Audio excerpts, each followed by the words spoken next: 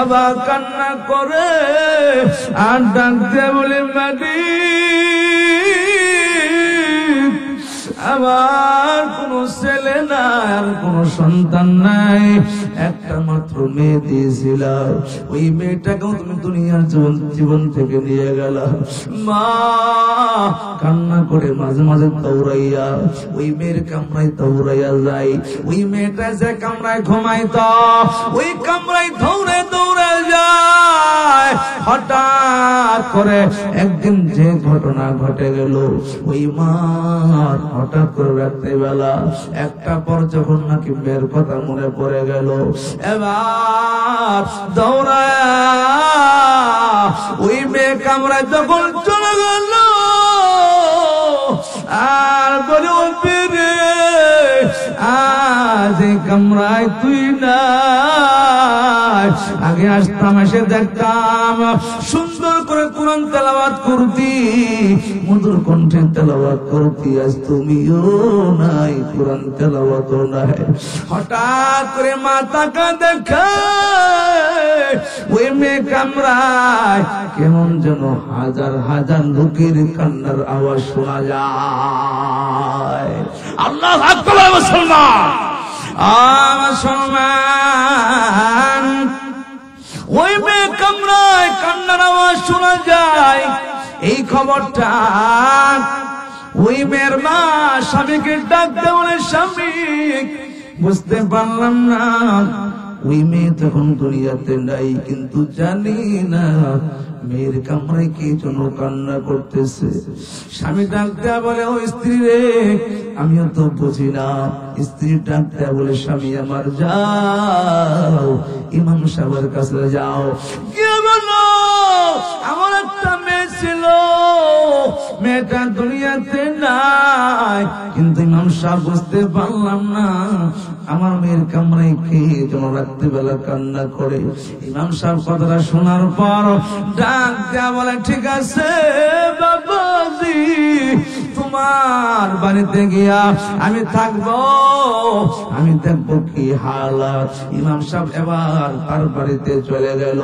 রাত্রিবেলা ঘুমাইতেছে, যখন নাকি মুসলমান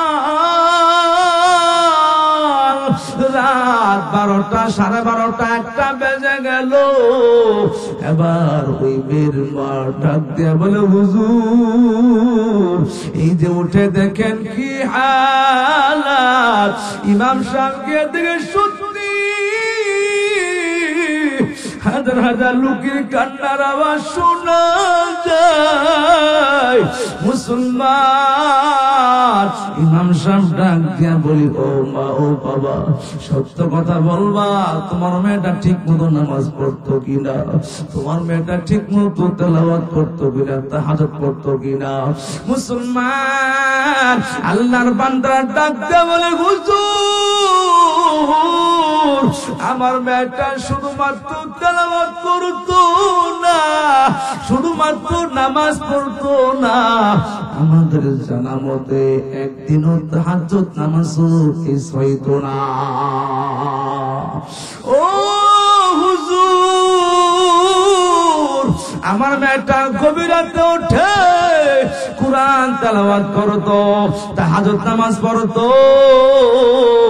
মুসলমান সঙ্গে সঙ্গে ইমাম সাহেব ডাক দিয়ে বলে, মুরব্বি বাবাজি তোমার লক্ষণ খুবই ভালো, তোমার ওই মেয়েটা যে রাত্রিবেলা তাহাজ্জুদ নামাজ পড়ার পর যখন নাকি কুরআন তেলাওয়াত করতো, মা আসমান থেকে ফেরেশতারা আসিয়া তোমার মেয়ের কুরআন তেলাওয়াত শুনতো। আল্লাহু আকবার বলেন। ও মা তোমার মেয়েটা কুরআন তেলাওয়াত শুনতো, আজ আয়েশা দেখে তোমার মেয়েটা দুনিয়াতে নাই, এই জন্য ফেরেশতারা আসিয়া তোমার মেয়ের জন্য মাগফিরাতের দোয়া করতেছে আর কান্না করতেছে। আর ডাক দিয়া বলে, ও মালিক, ও চন্দ্র সূর্যের মালিক আল্লাহ, ও আকাশের মালিক আল্লাহ, তুমি কেমন বান্দি দিয়ে গেলাম ও আল্লাহ, যেই বান্দি কোরআন তেলাওয়াত শুনতাম মধুর কণ্ঠে তেলাওয়াত, যেই তেলাওয়াতটা শোনার পরে মন ঠান্ডা হয়ে যাইতো, আর সেই মেয়েটা দুনিয়াতে নাই। ও আল্লাহ, আমরা ফেরেশতারা ওই মেয়ের জন্য দোয়া করতেছি, ও আল্লাহ তুমি তাকে বিনা হিসাবে জান্নাত দিয়ে দাও। ইমানদারেরা, তোমরা পরস্পরে যেইভাবে আওয়াজ করে কথা বলো, সাবধান সাবধান, ফাওকা সাউতিন নবী, এমন ভাবে কোন কথা বলবা না যে কথা বলার কারণে আমার বন্ধুর উপর আওয়াজ চলে যায়, আমার পয়গম্বরের উপর আওয়াজ চলে যায়, এমন ভাবে কথা বলবা না মুসলমান। এই জন্য সাহাবা কেরাম পয়গম্বরের সামনে গিয়া আস্তে আস্তে কথা বলতেন। এই আয়াত যখন শুনলো সাহাবা কেরামরা পয়গম্বরের সামনে এমন ভাবে কথা বলে, মুসলমান সাহাবা কেরাম যখন কোন কথা বলতেন পয়গম্বর বুঝতেন না, পয়গম্বর বলতেন ও সাহাবী আর একটু আওয়াজ করে বলো, আবার বলতেন, বলে আর একটু আওয়াজ করে বলো, এখনো শুনি নাই, আরো আওয়াজ করে বলতেন। এইভাবে করে করে 3 বার 4 বার বলতো, তারপর পয়গম্বর কথা শুনতেন। মুসলমান, আমার আল্লাহ পাক পয়গম্বরের সামনে কিভাবে কথা বলতে হবে শিক্ষা দিয়েছেন। ও মুমিন, এই আয়াতের শানে নুজুল হলো সাবিত ইবনে কায়াস। কি নাম? সাবিত ইবনে কায়াস। তার অভ্যাস ছিল জন্মগত ভাবে উঁচু আওয়াজ করে কথা বলা, জন্মগত ভাবে তার অভ্যাস ছিল উঁচু আওয়াজ করে কথা বলতেন। এই সাবিত ইবনে কায়াস যখন একটা শুনলো, সাবিত ইবনে কায়াস পয়গম্বরের সামনে আসে না। সাবিত ইবনে কায়াস ঘরের মাঝে বসে বসে কান্না করে আর মালিকের ডাক দিয়ে বলে, মালিক কি অন্যায় করে ফেললাম, কি ভুল করে ফেললাম, না জানি আমার নামটা জাহান্নামের খাতায় চলে গেল। কেন না আখরি পয়গম্বর মুহাম্মদ রাসূলুল্লাহ সাল্লাল্লাহু আলাইহি ওয়াসাল্লামের সামনে উঁচু আওয়াজ করে কথা ফেলেছি। আল্লাহ বলছেন আনতা হাবাত আমালুকুম, পয়গম্বরের সামনে যারা উচ্চ আওয়াজে কথা বলবে তাদের আমলগুলো বরবাদ হয়ে যাবে। না জানি আমি সাবিত ইবনে কায়াসের আমলগুলো বরবাদ হয়ে গেল। এই জন্য সাবিত ইবনে কায়াস কান্না করতেছে। ও তরুণ যুবক ভাইরা, এই খবরটা পয়গম্বরের কাছে চলে গেল। একজন সাহাবী পয়গম্বরের কাছে গিয়ে বললেন, ও পয়গম্বর, সাবিত ইবনে কায়াস কান্না করতেছে। বলে কেন কান্না করতেছে? বলে এই আয়াতটা নাযিল হয়ে গেল, সাবিত ইবনে কায়াস নাকি আপনার সামনে জোরে আওয়াজ করে কথা বলেছে, এই জন্য কান্না করতেছে। আমার পয়গম্বর হযরতে হাশিমকে পাঠিয়ে দিলেন, ও হাশিম যাও, ও হাশিম যাও, সাবিত ইবনে কায়াসকে ডাকো, গিয়ে বলো পয়গম্বর সালাম জানাইছে। এবার সাবিত ইবনে কায়াস যখন নাকি পয়গম্বরের সামনে আসলো, পয়গম্বরের সামনে আসার পর ও মুমিন ভালো করে শুনো, সাহাবা কেরামদের কি পরিমাণ আদব ছিল। মুসলমান সাবিত ইবনে কায়াস যখন নাকি পয়গম্বরের সামনে হাজির হয়ে গেল, পয়গম্বরের সামনে গিয়ে কান্নার আওয়াজ, পয়গম্বর ডাক দিয়ে বলে, সাবিত ইবনে কায়াস বুঝতে পারলাম না তুমি কেন কান্না করতেছো। সাবিত ইবনে কায়েস ডাক দিয়ে বলে, পয়গম্বর, আল্লাহ পাকে আটটা নাজিল করে দিয়েছে, আপনার সামনে যারা নাকি উচ্চ আমাদের কথা বলবে তাদের আমল নাকি বরবাদ হয়ে যাবে। এজন্য আমি সাবিত ইবনে কায়েস কান্না করতেছি, না জানি আমার আমলগুলো বরবাদ হয়ে গেল। পয়গম্বর ডাক দিয়ে বলে, ও সাবিত ইবনে কায়েস, সমস্যা নাই, কারণ যেহেতু তোমার জন্মগত ভাবে অভ্যাস উচ্চ আওয়াজে কথা বলা, তোমার জন্মগত ভাবে অভ্যাস তুমি জোরে জোরে কথা বলো, সুতরাং সাবিত ইবনে কায়েস যাও, আল্লাহ পাক বেদর গন্ডায়, তবে আল্লাহ পাক তোমাদেরকে আমি পয়গম্বরের সামনে কিভাবে কথা বলতে হবে এই আদব তোমাদেরকে শিক্ষা দিয়েছে। মুসলমান, আমার পয়গম্বর সাবিত ইবনে কায়েস সহকারে আরো যত সাহাবা کرام ছিলেন সমস্ত সাহাবা کرامদেরকে এই নসরটা করে দিলেন। ও মুমিন, ভালো করে শোনো, যে পয়গম্বরের সামনে উচ্চ আওয়াজে কথা বলা যায় না, উচ্চ আওয়াজে কথা বললে আমলগুলো বরবাদ হয়ে যাবে। ও মুমিন, ওই পয়গম্বরের ওয়ারিস, ওয়ারাসাতুল আম্বিয়া, ঠিক কিনা বলেন? ও মুমিন, পয়গম্বরের সামনে যদি উচ্চ আওয়াজে কথা বললে আমল বরবাদ হয়ে যায়। মুসলমান বলুন তো, আজ আমরা যদি আলেমদের সাথে বেয়াদবি করি আমাদের আমলগুলো আল্লাহ পাক বরবাদ করতে পারেন কি পারেন না? সুতরাং মুসলমান, পয়গম্বরের সামনে যত উচ্চ আওয়াজে কথা বলা যাবে না। ও মুমিন, এদিকে লক্ষ্য রেখে কমসে কম আলেমদেরকে ইজ্জত সম্মান করে কথা বলার দরকার আছে না নেই? মুসলমান, তাহলে এখন থেকে আলেমদেরকে সম্মান করবা, আলেমদেরকে ইজ্জত দিবা, কেননা মুসলমান আলেমদের ভিতরে এই কোরআন আছে, ঠিক কিনা বলেন? এই কোরআন যেমন দামি, মুসলমান এই কোরআন যার ভিতরে থাকবে ও ওরকম দামি হয়ে যাবে, ঠিক কিনা? কেননা মুমিন, ও প্রজা মুসলমান শোনো,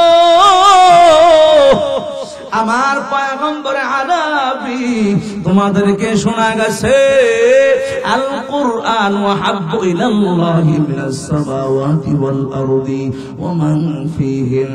পয়গম্বর বলেন, আসমান জমিনের মাঝে যা কিছু আছে রে মুমিন, সবচেয়ে আল্লাহর কাছে এই কোরআন হচ্ছে সবচেয়ে দামি, ঠিক কিনা?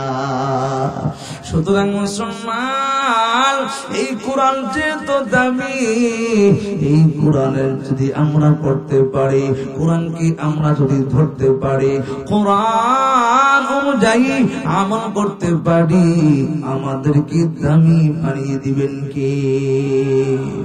ও মুমিন, এই কোরআনের সাথে যা কিছু ছোঁয়া লেগে যায় তার দাম বাড়ে না কমে।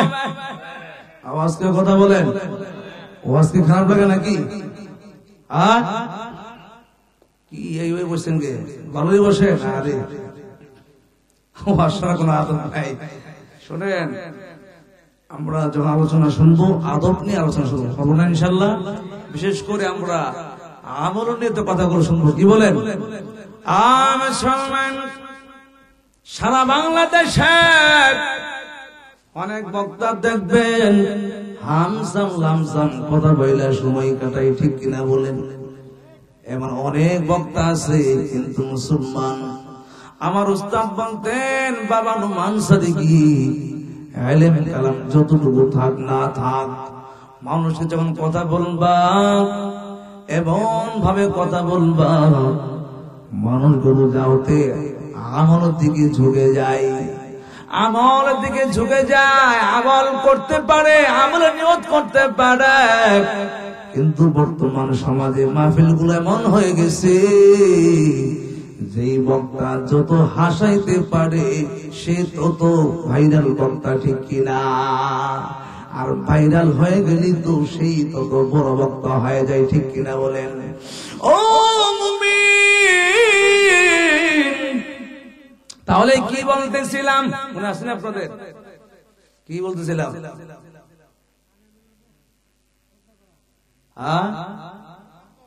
হ্যাঁ, শেষ আলোচনা শুনছেন, সব খতম হয়ে গেছে। বলতেছিলাম এই কোরআন যদি দামি হয়, কোরআনের সাথে যা কিছু ছোঁয়া লেগে যায় তার দামও বৃদ্ধি করে দেন কে? কে বৃদ্ধি করে দেন? আর সম্মান, সত্য কথা বলবেন, মিথ্যা কথা বলবেন না। জীবনে যখন নাকি ছোঁয়া লেগে গেল, কাপড়ের দামটা বেশি না, 30 থেকে 40 টাকা, 60 টাকা গোছের কাপড়, ঠিক কিনা বলেন? এই কাপড়টা যখন নাকি কোরআনের সাথে ছোঁয়া লেগে গেল, মুসলমান ওই সঙ্গে সঙ্গে কোরআনের সাথে ছোঁয়া লাগার কারণে ওই কাপড়ের দামটা বেড়ে গেল, ঠিক কিনা বলেন? এবার যখন নাকি কাপড়টা পড়ে যায়, সঙ্গে সঙ্গে আমরা চুমু খাই কি খাই না? ও মুমিন, শুধু তাই নয়, জীবনে কত দামি খাটে ঘুমাইলা, টাকা দেখো কত তুমি দামি খাটে ঘুমাইলা, অথচ তুমি নরমাল কাঠ দিয়ে রেহাল বানাইলা। ওই রেহালে যদি কখনো পা লেগে যায়, তুমি চুমু খাই কি খাই না? আমরা অবশ্যই চুমু খাই। কেন? কোরআনের সাথে ছোঁয়া লেগে গেছে, যার কারণে দাম বেড়ে গেছে, ঠিক কিনা বলেন? ও মুমিন, আমি আপনাদের কাছে প্রশ্ন করতে চাই, ও পুরাদিয়ার মুসলমান, আমি আপনাদের কাছে প্রশ্ন করতে চাই, বলুন তো, একটা কোরআনের সাথে একটা কাপড় ছোঁয়া লাগার কারণে কাপড়ের দামটা যদি বাড়তে পারে, একটা কোরআনের সাথে একটা কাঠ ছোঁয়া লাগার কারণে ওই কাঠের দাম যদি বাড়তে পারে, তোমার আমি আশরাফুল মাখলুকাত, শ্রেষ্ঠ মাখলুক মুসলমান, বলুন তো, তোমার আমি যদি কোরআনকে পড়তে পারি, কোরআনকে ধারণ করতে পারি, কোরআন অনুযায়ী আমল করতে পারি, তোমার আমার দামটা আল্লাহ পাক বাড়িয়ে দিতে পারেন কি পারেন না? ও মুমিন, কেন পারে না? আজ আমরা কোরআন মানি না, কোরআন অনুযায়ী চলি না। কেন না মুসলমান? শুধু এমনি স্লোগান দেই, হুজুর আলেমকে মহব্বত করি, কোরআনকে মহব্বত করি, মসজিদকে মহব্বত করি, ইমাম সাহেবকে মহব্বত করি। ও পুরাদের মুসলমান, বলো কোরআনকে মহব্বত করো। বলো দেখি সকাল বেলা তোমার ছাত্র যখন পড়াও, ফ্রি পড়াও কেন? কথা বলা বুঝেন নাই? আমি কিন্তু আগেই বলেছি, আল হক মুররুল, হক কথা দিতে হবে, কারণ এগুলো সব, এই বিষয়গুলো সবাই আমরা ধরা, ঠিক কিনা বলেন? মুসলমান, স্কুলে পড়াও, ভার্সিটি পড়াও, অঙ্কের জন্য এক মাস্টার 1000 টাকা প্রাইভেট, ঠিক কিনা বলেন? ইংলিশের জন্য এক মাস্টার প্রাইভেটের জন্য বেতন 5000 টাকা, আছে না নাই বলেন? আর এই লোকটাই যখন দেখবেন মসজিদে যাই, অনেক সময় দেখা যায় মাসিক বেতন দেয় কি দেয় না? মুসলিম বেতন দেয় না? বেতন দেয় 50 টাকা, 60 টাকা। ও মুরব্বি, আগামী মাস থেকে আপনার বেতন আগে তো 60 টাকা ছিল, এখন 70 টাকা করা হলো। মুরব্বি কই, হুজুর আমি তো গরিব মানুষ, 10 টাকা বাড়াইলেন কেমনে দেবেন? এখন আসরা নাই বলে বিশ্বাস হয় না আপনাদের? সম্মান 10 টাকা কারণে আপনার মন দিনের লাইনে এমন ছোট হয়ে গেল, আপনি বলেন হুজুর আমি কিভাবে দেব? ও কমিটি সাহেব, আমি ঠিক মতো খাইতে পারি না, ঘুমাইতে পারি না, কিভাবে 70 টাকা দেব? 10 টাকা বেশি হয়ে গেছে। মুসলমান এই 10 টাকার জন্য সারা এলাকা সমালোচনা, আমার বেতন 10 টাকা বাড়াইছে, আর খায়ালে গান নেই। ও মুমিন, তোমার যদি দ্বীনের প্রতি মহব্বত থাকে, কোরআনের প্রতি মহব্বত থাকে, তাহলে মুসলমান এমনটা তো হওয়ার কথা ছিল না। তুমি মুসলমান যখন দোকান পাটে বসো, তুমি যখন নাকি হাট বাজারে যাও, 100 টাকা 200 টাকা 500 টাকা কেমনে চলে যায় তুমি নিজেও বলতে পারো না, ঠিক কিনা বলেন? ও মুমিন, দিনের লাইনে তোমার মন ছোট, এই জন্য তোমার এই হালাত। তোমার সন্তানকে ইংরেজি পড়ানোর জন্য 5,000 টাকা 10,000 টাকা 20,000 টাকা কষ্ট হয় না। যখন সকালবেলা ওই ফুরকানিয়া ছাত্রটা পড়ে, এবার যখন নাকি ওই ছাত্রকে বেতন দেওয়া হয় 20 টাকার জায়গায় যদি 50 টাকা দেওয়া হয়, বলে এত বেশি বেতন কেন? বলে কি বলে না? ও মুসলমান, তাহলে বলো, আপনি তো বলেন, আমি এখন আপনাদেরকে প্রশ্ন করি, বলুন তো কোরআন দামি না বাংলা দামি? কোন শিক্ষা দামি? কোরআন দামি মুখে বলতেছ কিন্তু অন্তরে নাই, ঠিক কিনা বলেন? কথা বলেন না কেন, ঠিক কিনা বলেন? মুসলমান, কোরআন দামি বলতেছ, মুখে বলে লাভ নাই, অন্তরে ঢুকাইতে হবে। মুসলমান, কোরআন যদি দামি হয়, আমি আপনাদের কাছে প্রশ্ন করতে চাই, মনে করেন একজন চেয়ারম্যান সাহেব, দামি না অদামি? কথা বলেন না কেন? এই চেয়ারম্যান সাহেব যেখানে গিয়ে বসে ওই জায়গায় দামি হয়ে যায়, ঠিক কিনা বলেন? কোন জায়গায় চেয়ারম্যান আসছে দেখবেন অনেক লোকজন চলে যায়, ঠিক কিনা বলেন? আমিন। কোরআন যদি দামি হয়, এই কোরআন মাদ্রাসায় ঢুকেছে, তাহলে তো মাদ্রাসার দামি হওয়া কথা ছিল, ঠিক কিনা বলেন? এই কোরআন মসজিদে ঢুকেছে, মসজিদ দামি। কোরআন ছাড়া কিচ্ছু বুঝি না, মাদ্রাসা ছাড়া কিচ্ছু বুঝি না, এমন তো হওয়ার কথা ছিল। কিন্তু না না, আমি শুধু মুখে বলি, অন্তরে নাই। বলুন তো মুসলমান, আপনি মুখে যাই বলুন না কেন, আপনার অন্তরে কি আছে সেটি একমাত্র কে জানেন। ইন্নাহু আলিমুম বিযাতিস সুদূর।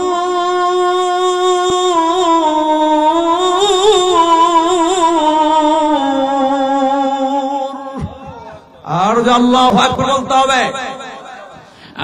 মুসলমান, তাহলে বলতেছিলাম, এই কোরআন যে জায়গায় থাকবে দামি হয়ে যাবে, ঠিক কিনা বলেন? এই কোরআন যদি কোনো আলেমের মাঝে ঢোকে, ওই আলেম দামি।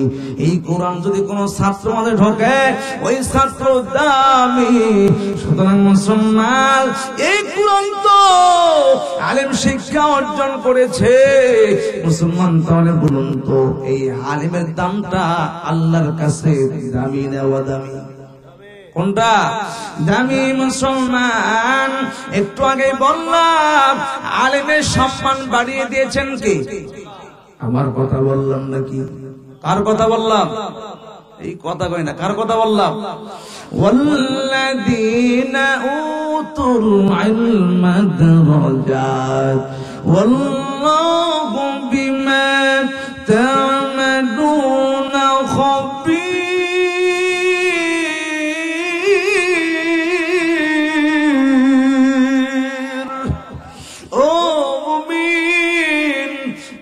আলেমকে সম্মান করো আর না করো, আলেমের দাম বাড়িয়ে দিয়েছেন কে? আওয়াজ করে বাড়িয়ে দিয়েছেন কে?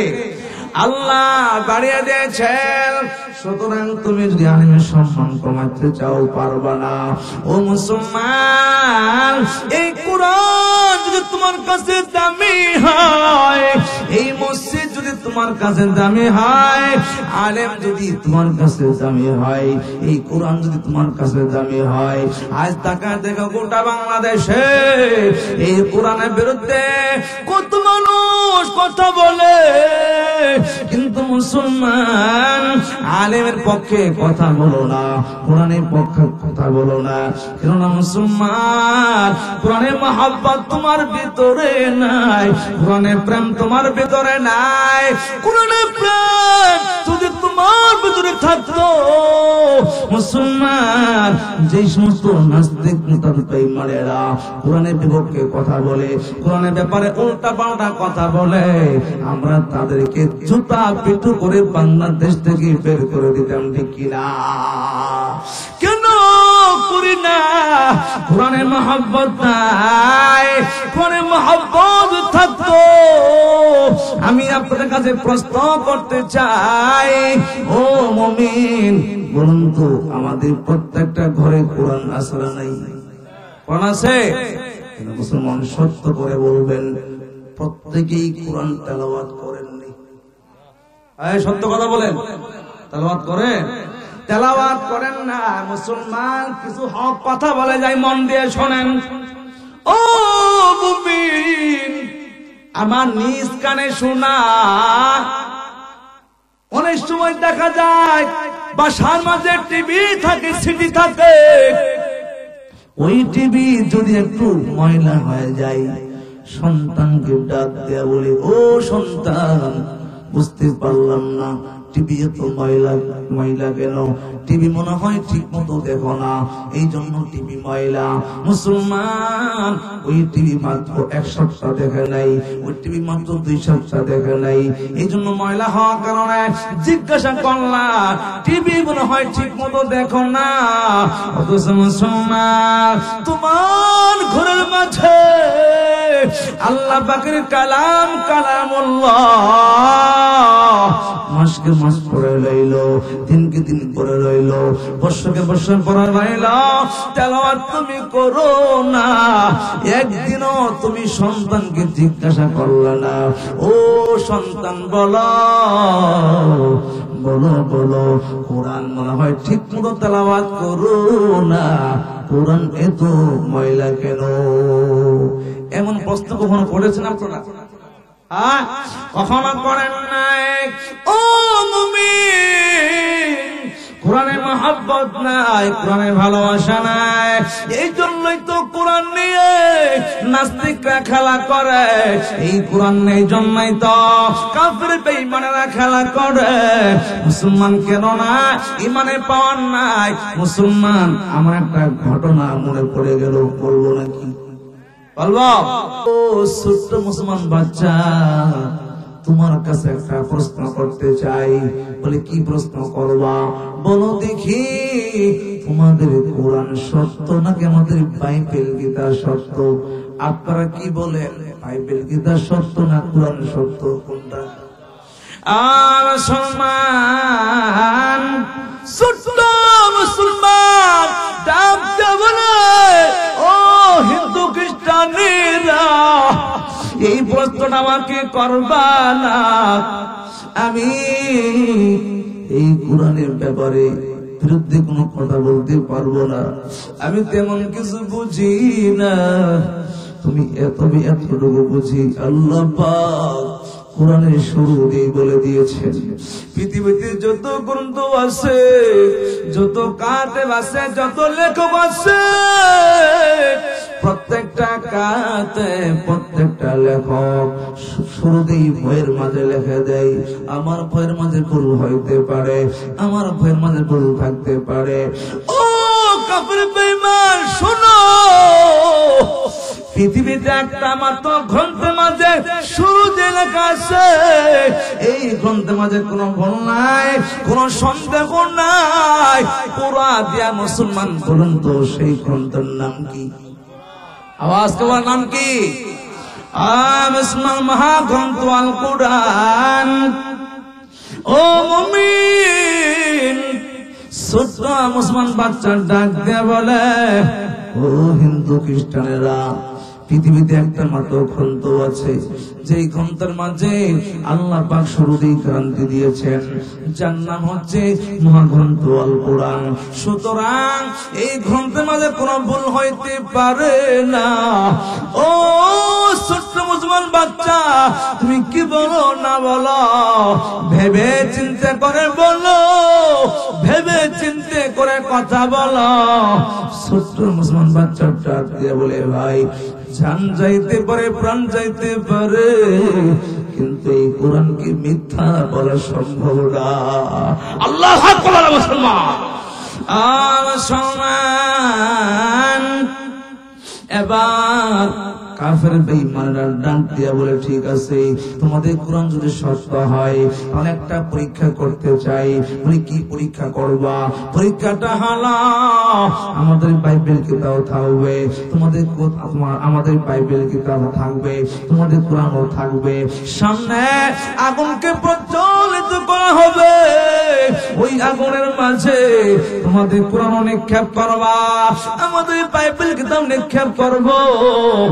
যেই গ্রন্থ পড়া যাবে, যেই গ্রন্থ পড়া যাবে, আমরা বুঝবো ওই গ্রন্থটা মিথ্যা।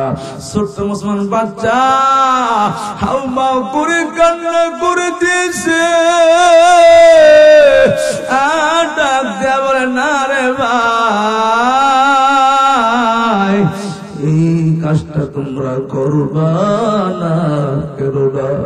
এই কোরআন আল্লাহ পাকের কালাম, এই কোরআনকে আমি আমার জীবনের চেয়ে বেশি মহব্বত করি।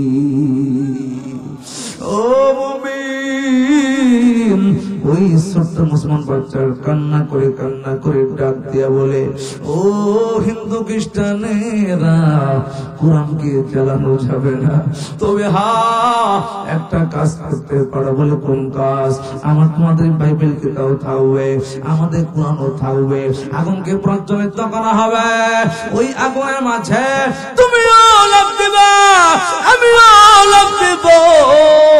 যদি তুমি পড়া যাও তাহলে বুঝবা তোমাদের বাইবেল কিতাব মিথ্যা, আর যদি আমি পড়া যাই তাহলে বুঝবা আমাদের কোরআন মিথ্যা। মুসলমান, কি পরিমাণ ইমানের পাওয়ার! ও পুরাদে মুসলমান, এই পাওয়ার শোনার পর হিন্দু খ্রিস্টানরা বুঝতে পেরেছে এর সাথে পারা যাবে না। তবে হ্যাঁ, একটা টেকনিকে কাজ করে দেই, এই ছোট্ট মুসলমান বাচ্চাকে আগুন জ্বালায়া পুড়িয়ে সরকার করে দেয়। মুসলমান এবার ছোট্ট মুসলমান বাচ্চাকে ডাক দেয়া বলে, ঠিক আছে, তোমাদের কোরআনও থাকবে, আমাদের বাইবেল কিতাব থাকবে, আগুনকে প্রজ্বলিত করা হবে, ওই আগুনের মাঝে আমরা কিন্তু আগে লাফ দিব না, তুমি আগে লাফ দিবা। তুমি যদি না পড়া যাও তাহলে বুঝবো তোমাদের কোরআন সত্য। আল্লাহ বলেন। আর সম্মান, আগুনকে প্রজ্বলিত করা হলো। এবার যখন নাকি আগুন যখন নাকি অনেক বেড়ে গেল ওই আগুনের মাঝে, এবার যখন নাকি ছোট্ট মুসলমান বাচ্চাকে ওই আগুনের মাঝে ফেলানো হলো। মুসলমান, এই যে আগুনের মাঝে যে ছোট্ট মুসলমান বাচ্চাকে ফেলানো হয়েছে, বলুন তো সব কিছু আল্লাহ দেখেন কি দেখেন না? আল্লাহ ডাক দেয়া বলে, ও আগুন, আমার ইব্রাহিমকে যেমন নাকি একটা পশম পুড়াইতে দেই নাই, সুতরাং আগুন সাবধান সাবধান। আমার এই ছোট্ট মুসলমান বাচ্চা বেগুনা মাসুম, কোন কিছু বুঝে না, সাবধান। আমার এই ছোট্ট মুসলমান বান্দাকে তুই পূর্বে তো দূরের কথা, একটা পশম যাতে করে না পড়া যায়। আল্লাহু আকবার। মুসলমান সম্মান, এবার যখন নাকি আগুনের মাঝে ছোট্ট মুসলমান বাচ্চাকে ফেরানো হলো। টাকা দেখো কি ঘটনা ঘটে, আগুনের মাঝে যখন নাকি ওই ছোট্ট মুসলমান বাচ্চাকে ফেরানো হয়েছে, ফেলাইতে দেরি হয়েছে কিন্তু আগুন নিভতে দেরি হয় নাই, আগুন বন্ধ হইতে দেরি হয় নাই। ওই ছোট্ট মুসলমান বাচ্চাকে ফেরানোর সঙ্গে সঙ্গে আগুন বন্ধ হয়ে গেছে। সুবহানাল্লাহ বলেন। ও মুসলমান, এই দেশটা দেখিয়া ওই কাফের বেঈমানেরা হিন্দু খ্রিস্টানেরা ডাক দেয়া বলে, ও ছোট্ট মুসলমান বাচ্চা, বুঝতে পেরেছি, আর বোঝার বাকি নাই, আর বোঝার বাকি নাই, বুঝতে পেরেছি এই কোরআন সত্য, ইসলাম সত্য। ও ছোট্ট মুসলমান বাচ্চা, বাবাজি ভুল করেছি, অন্যায় করেছি, মাফ করে দাও। আর মুসলমান হইলে কি যেন মন্ত্র পড়তে হয়, সেই কালিমাটা মাদেরকে পড়া দাও। আর সঙ্গে সঙ্গে শত শত হিন্দু খ্রিস্টানেরা তার কাছে কালিমা পড়ে মুসলমান হয়ে গেল। আর পরে নিল লা ইলাহা ইল্লাল্লাহ মুহাম্মাদুর রাসূলুল্লাহ। ও মা বোনেরা, ভালো করে শোনো। তোমরা ভাবতেছো হুজুর সমস্ত ওয়াজগুলো তো পুরুষদের জন্য করলেন, আমাদের জন্য তো কিছু করলেন না। আমরা মনে হয় আল্লাহকে পাবো না, আমরা মনে হয় আল্লাহকে পাবো না, আমরা মনে হয় আল্লাহ হতে পারবো না। ও মা বোনেরা, আমি 5 থেকে 10 মিনিট কিছু কথা বলবো, মন দিয়ে কথাগুলো শুনবা, তাহলে বুঝতে পারবা তোমরা আল্লাহ ওলি খাঁটি বান্দি হয়ে দুনিয়া থেকে তোমরা যেতে পারবা। আর সম্মান বলতেছিলাম, এই কোরআন যার ভিতরে থাকবে সে দামি হয়ে যাবে, ঠিক কিনা বলেন? এই কোরআন যেমন নাকি পুরুষের মাঝে যদি থাকে, ওই অনুযায়ী যদি আমল করে পুরুষ দামি হয়ে যাবে।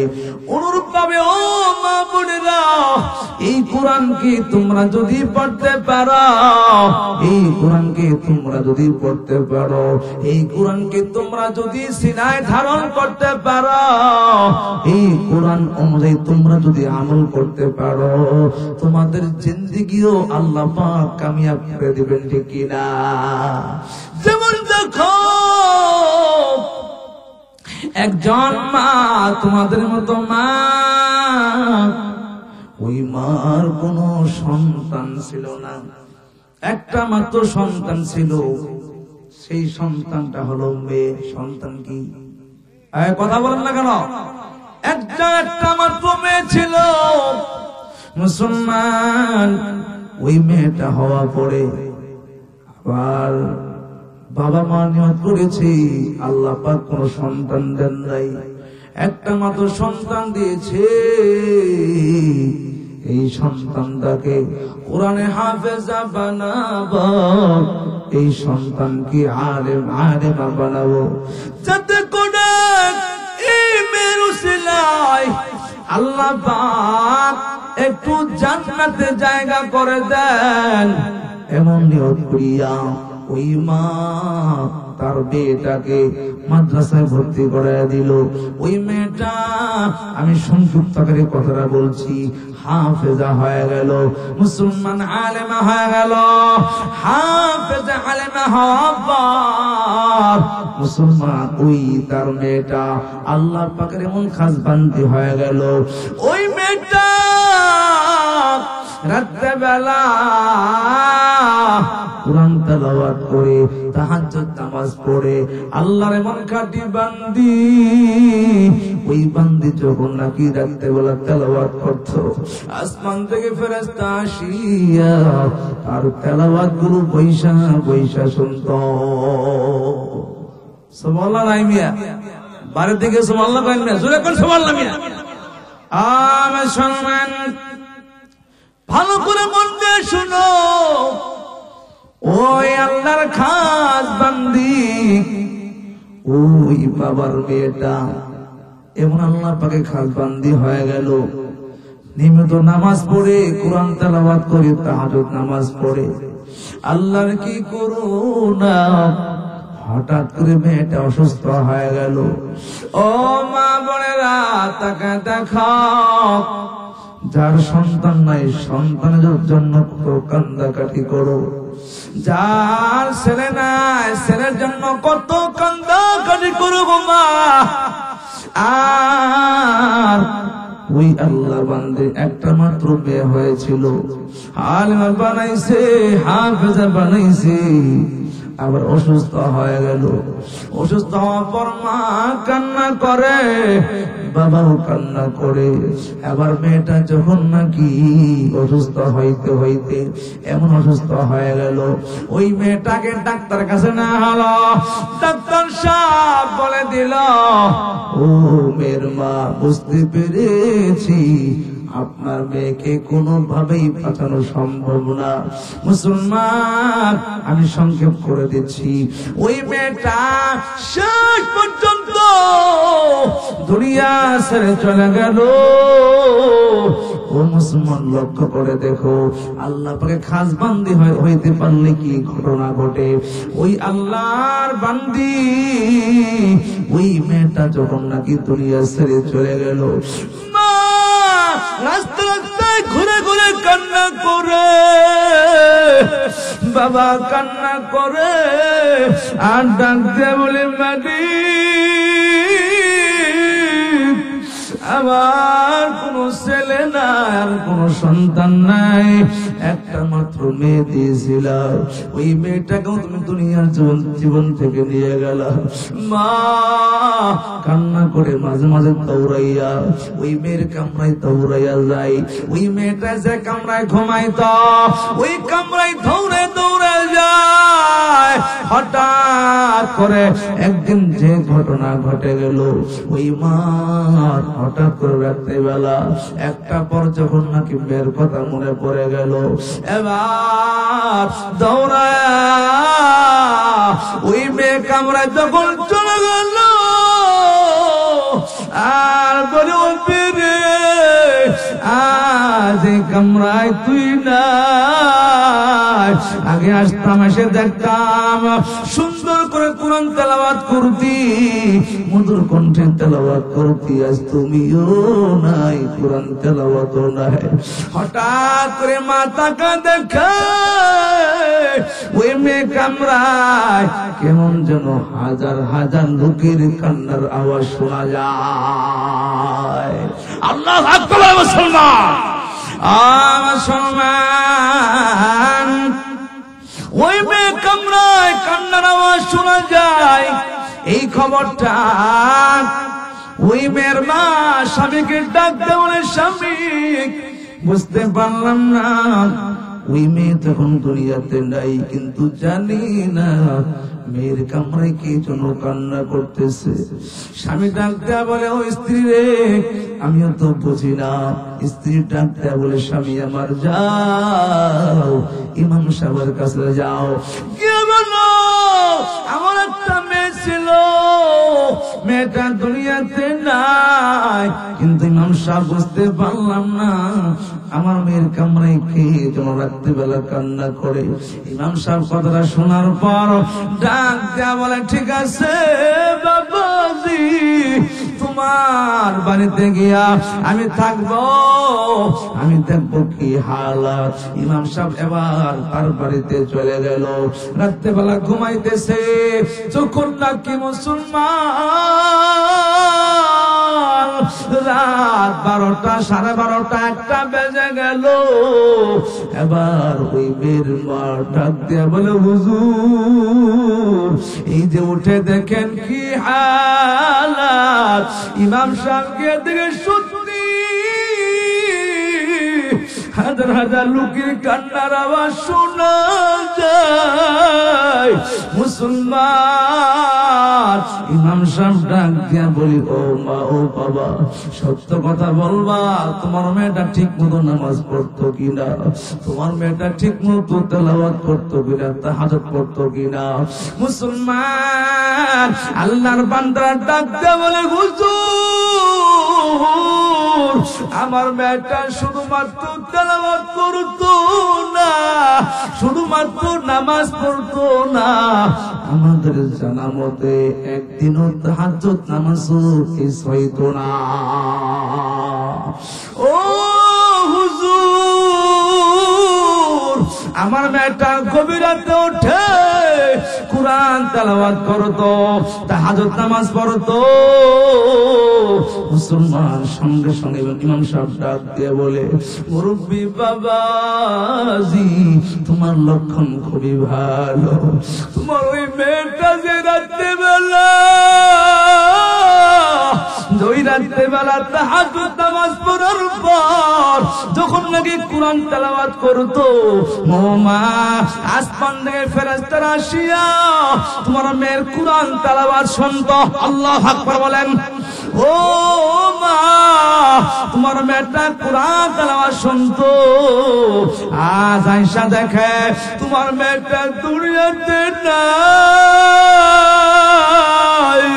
এই জন্য ফেরেশতারা আসিয়া তোমার মেয়ের জন্য মাগফিরাতের দোয়া করতেছে আর কান্না করতেছে। আর ডাক দিয়া বলে, ও মালিক, ও চন্দ্র সূর্যের মালিক আল্লাহ, ও আকাশের মালিক আল্লাহ, তুমি কেমন বান্দি দিয়ে গেলা। ও আল্লাহ, যেই বান্দি কোরআন তেলাওয়াত শুনতাম, মধুর কণ্ঠে তেলাওয়াত, যেই তেলাওয়াতটা শোনার পরে মন ঠান্ডা হয়ে যাইতো, আর সেই মেয়েটা দুনিয়াতে নাই। ও আল্লাহ, আমরা ফেরেশতারা ওই মেয়ের জন্য দোয়া করতেছি, ও আল্লাহ, তুমি তাকে বিনা হিসাবে জান্নাত দিয়ে দাও। আল্লাহু আকবার। মুসলমান, ও মুসলমান, তাহলে ও মা বোনেরা, কি বুঝতে পারলেন? ওই আল্লাহর বান্দি, খাস বান্দি হওয়ার কারণে, পর্দা করার কারণে, ঠিক মতো নামাজ পড়ার কারণে, তেলাওয়াত করার কারণে আল্লাহ পাকের খাস বান্দি হয়েছে, ঠিক কিনা বলেন? ও মুসলমান, বলুন তো, আগে যেই আল্লাহ ছিল এখনো সেই আল্লাহ আছে না নাই? আসেনি? মুসলমান, যদি ওই আল্লাহ থেকে থাকে, এখনো আমরা যদি ওই কোরআনকে ধরতে পারি, পড়তে পারি, আমরা উদ্যমী হইতে পারি কি পারি না? সুতরাং মা বোনেরা, আলোচনা আর করব না, এতটুকুই বলবো, কোরআন মানতে হবে, কোরআন অনুযায়ী চলতে হবে, ঠিক কিনা বলেন? বিশেষ করে মা বোনেরা যারা রয়েছেন, স্বামীর খেদমত করবেন, স্বামী যেইভাবে বলে সেইভাবে চলবেন, ঠিক কিনা? বিশেষ করে পর পুরুষের সামনে মিষ্টি সুরে কথা বলবেন না, মিষ্টি ভাষায় কথা বলবেন না, কমল ভাষায় কথা বলবেন, এমন ভাবে কথা বলবেন না যে কথা বলার কারণে অন্য পুরুষের অন্তরে রোগ ঢুকে যায়, আপনার প্রতি আকর্ষণ ঢুকে যায়, এমন ভাবে কোনো কথা বলা যাবে না, ঠিক কিনা? আল্লাহ পাক এই কোরআন অনুযায়ী আমাদেরকে জিন্দেগি গ্রহণ করার তৌফিক দান করেন, আমিন বলুন। বিশেষ করে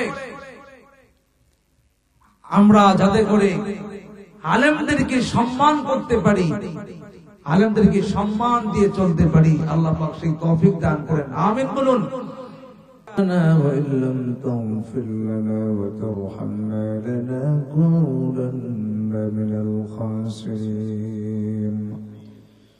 সকলে মহব্বতে পড়ুন, রব্বির হামহুমা কামা রব্বায়ানি صغيرا রব্বির হামহুমা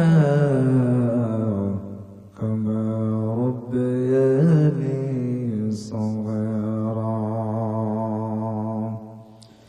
আল্লাহ তাআলা তাকা দেখা এই পুরা দিয়া কবরবাসীদের আত্মার মাগফিরাত কামনায় পঞ্চম বার্ষিক ওয়াজদার মাহফিল আয়োজন করেছেন।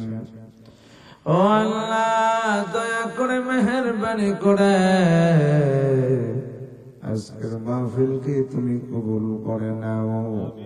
ও আল্লাহ এই মাহফিলের শুরু থেকে পর্যন্ত যত শ্রোতারা কোরআনে কথাগুলো শুনেছেন, ও আল্লাহ সবাইকে তুমি মাফ করে দিও, সকলের জিন্দেগির সব মাকাদাকে মাফ করে দিও। ও মানে এই বান্দাগুলো এই গভীর রাত তোমার কাছে ভিক্ষা করে দুইখানা হাত তুলেছে রে আল্লাহ। এমন হাত জিন্দেগিতে কারো কাছে গতি নাই, তোমার কাছে হাত উত্তোলন করেছি। ও আল্লাহ আমরা স্বীকার করছি আমরা জেনে গুনাহ করেছি, না জেনে গুনাহ করেছি। আল্লাহ বুঝে গুনাহ করেছি, না বুঝে গুনাহ করেছি। সগীরা গুনাহ করেছি, কবিরা গুনাহ করেছি। ও আল্লাহ বড় গুনাহ করেছি, ছোট গুনাহ করেছি। ও আল্লাহ গুনার দিকে তাকায়ও না, গুনার দিকে তাকাইলে জাহান্নাম ছাড়া কিছুই চোখে দেখি না। ও আল্লাহ যদি নেকের দিকে তাকাও জান্নাতের আশা করতে পারি না রে আল্লাহ। আয় আল্লাহ গুনার দিকে না তাকায়া তোমার দর্শনের দিকে তাকায়া আমাদের জিন্দেগির সব গুনাহগুলো মাফ করে দাও। ও আল্লাহ এখানে অনেক আমার ডানে বামে পিছনে সামনে অনেক আলেমরা কথা বলেছে। ও আল্লাহ অনেক মুরব্বীরা কথা বলেছে। ও আল্লাহ মুসলিম সাথী ভাই কথা বলেছে। ও আল্লাহ আব্দুল সালাম রহমানি বিবারিয়া কথা বলেছে। আরো অনেক আলেমরা কথা বলেছে। আমার ডানে এলাকার একজন প্রবীণ আলেম কথা বলেছে। ও আল্লাহ সকলের কথাকে তুমি কবুল করে নাও, সে অনুযায়ী আমাদেরকে আমল করার তৌফিক দান করে দাও। ও মালিক বিশেষ করে যেই কবরবাসীদের মাগফিরাত কামনায় এই জান্নাতের বাগান সাজিয়েছে, ও আল্লাহ আমরা তাদের পক্ষ থেকে ক্ষমা চাই, আপনি তাদেরকে চিরতরে মাফ করে দেন আল্লাহ। আয় আল্লাহ বিশেষ করে মাহফিলের জন্য যারা কষ্ট করেছে শ্রম দিয়েছে সবাইকে তুমি কবুল করে নাও আল্লাহ। আয় আল্লাহ সবাইকে তুমি কবুল করে নাও। বিশেষ করে তাকা দেখো মালিক এই গভীর রাতে আমি জানি না কে বাবা হারায়া কাঁদে, এই গভীর রাতে কে মা হারায়া কান্না করে মালিক। ও মালিক ও যুবক ভাইরা বৃদ্ধ বাবা যেটা লক্ষ্য করে শোনো, ওই মা যে মা এই কনকনা ঠান্ডার মাঝে তুমি সন্তানকে রাইখা ঠিক মতো খাইতো না, ঠিক মতো ঘুমাইতো না, সন্তানকে ঠান্ডার মাঝে সারা রাত ভোর পাহারা দিত, মাঝে মধ্যে মশা তাড়াইতো, কম্বল আছে কিনা খেয়াল করতো। ওই মা ডাক দেয়া বলে, সন্তান ভালো খাবারটা ঠিক তোর কারণে খাই নাই। তোর বাবা যখন নাকি বাজার থেকে ফল এনেছে, আমি বা খারাপ ফলটা খায়া তুই সন্তানকে ভালো ফলটা খাওয়াইছি রে সন্তান। আজকে তাকে দেখ, এই কলকলা শীতের মাঝে তুই সন্তান কম্বল আরামে ঘুমাও, আমি মাও তারামে ঘুমাইতাম। আজ আমি মাকে কি কম্বল দিবে, কি খেতা দিবে, কি আমাকে চাদর দিবে, বালিশ দিবে, দেওয়ার মতো কেউ নাই। সন্তান জান্নাতের বাগানে মাহফিলে গেছো, আপনারা জানাই দোয়া কর, আল্লাহ পাক যাতে করে আমাদেরকে মাফ করে দেয়। ও আল্লাহ, এই কবরবাসীদের উদ্দেশ্যে মাহফিল, আমি জানি না কার বাবা নাই, মা নাই, কার ভাই নাই, পাড়া প্রতিবেশী নাই, সকলের পক্ষ থেকে ক্ষমা চাই, আপনি সবাইকে চিরতরে মাফ করে দেন, সকলের কবরকে জান্নাতুল মাগফিরাত বানাইয়া দেন আল্লাহ, সকলের কবরকে সোনার মদিনায় আপনার বন্ধু রওজার সাথে সম্পর্ক কায়েম করে দেন আল্লাহ। আয় আল্লাহ, বিশেষ করে মাহফিলকে আপনি কবুল করে নেন আল্লাহ, সামনের জিন্দেগি সুন্দর করে দেন, বরকতওয়ালা জিন্দেগি দান করেন আল্লাহ, কোরআনওয়ালা জিন্দেগি দান করেন মালিক। পাঁচ ওয়াক্ত নামাজ যাতে করে যথা সময় আদায় করতে পারি সেই তৌফিক দান করে দিও আল্লাহ। ও মালিক, আমরা জানি না কে কখন দুনিয়া ছেড়ে চলে যায়, মালিক আসার একটা সিরিয়াল আছে, যাওয়ার কোন সিরিয়াল নাই। আমি তাকে দেখি, দাদার আগে নাতি চলে যায়, বাবার আগে ছোট ছেলেটা চলে যায়, মার আগে সন্তানগুলো চলে যায় রে আল্লাহ। আমরাও কখন জানি চলে যায়, মানে আমরাও কেউ থাকতে আসি নাই, আমাদেরকেও সেই কবরে যাইতে হবে রে আল্লাহ। তোমার কাছে আবদার জানাই, কবরের সামানা জোগাড় না করে, প্রস্তুতি না করে কবরের ডাক দিও না রে আল্লাহ। ও মালিক, ওই কবরের সামানা জোগাড় না করে ওই কবরের জন্য প্রস্তুতি করে হাল্লা করে, মালিক কবরের ডাক দিও না। ও আল্লাহ, আমাদেরকে ওই জাহান্নামের ভয়, কবরের ভয় অন্তরে দান করো আল্লাহ। হালাল রুজি কামাই করার তৌফিক দাও, হারাম থেকে বেঁচে থাকার তৌফিক দান করে দাও আল্লাহ। মা বোনদেরকে কবুল করে নাও, ফাতেমার মতো কবুল করে নাও, খাদিজার মতো কবুল করে নাও আল্লাহ। পর্দানিশীন বানায়া দাও, কোরআন পড়নেওয়ালা বানায়া দাও, পাঁচ ওয়াক্ত নামাজ সঠিক আদায় করার তৌফিক দান করে দাও, স্বামীর খেদমত করার তৌফিক দাও। ও আল্লাহ, শেষ কথা শেষ বাণী,